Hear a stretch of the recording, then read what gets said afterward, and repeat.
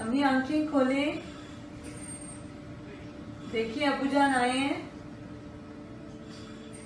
अबू आपके पास खड़े हैं। मैं क्या कहूँगा, उनसे पूछें। जो कहते मैं नहीं आऊँगा, मैं तो आ गया हूँ। यह सब कारकुनों के लिए क्या पैगाम है आपका? वो तो कहते थे कि बाहर मैं असाइलम ले लूँगा और वापस नहीं आऊँगा, लौट कर नहीं आऊँगा। मैं तो पहुँच गया हूँ और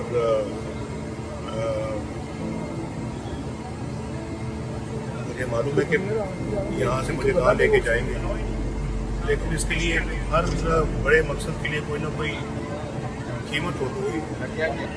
अब जो भी कीमत है वो अदा करेंगे, अल्लाह रहम करे। लेकिन इससे क्या घबराना, जब मकासद बड़े हो तो फिर क्या डरना और क्या करना।